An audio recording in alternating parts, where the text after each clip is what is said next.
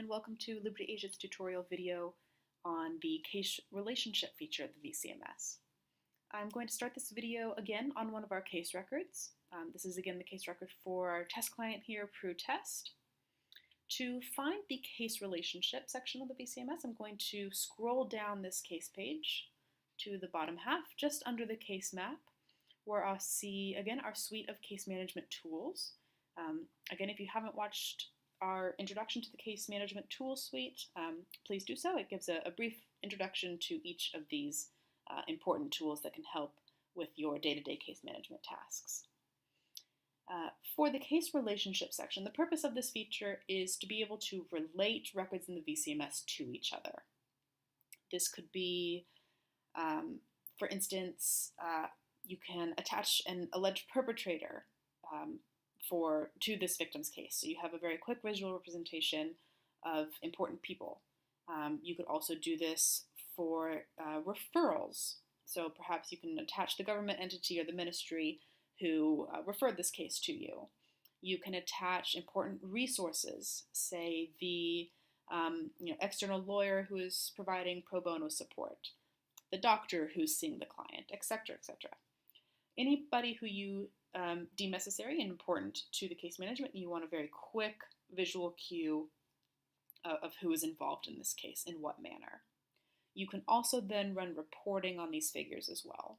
So for instance, if you are attaching alleged perpetrators to their victims' cases, you can go through then and run a report to see if you have any overlap amongst the perpetrators. Say for instance, it actually turns out that you have 3 victims' cases who have spoken the same name or the same alleged perpetrator, etc.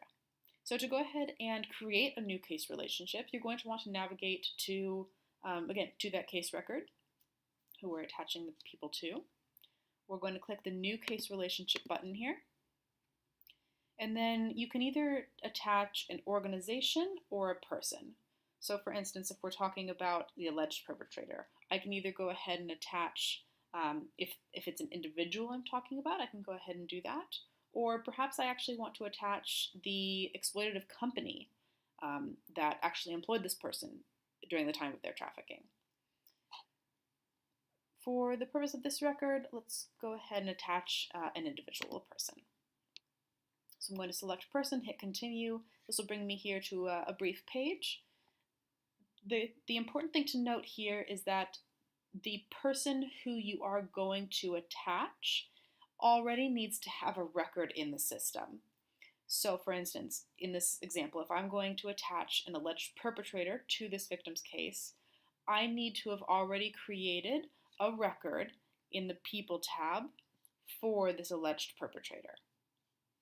So for instance, if I then want to go and find that record for the alleged perpetrator, I can click this little magnifying glass, this lookup button here. This will allow me to search the system for a name. I can go then here and type, I think we have, there we go, we have a test perpetrator in here. I go ahead and select that name, the person who I want to relate to connect this record to. That record now comes up in the system, and then I can go ahead and denote the type and subtype for who this person is. So again, this person is a perpetrator of the client, and then in this case, were they an employer? Were they an abuser? In this case, let's say that this is actually, perhaps this was the handler in the case for during transit. I can then type a brief description here, so I can say,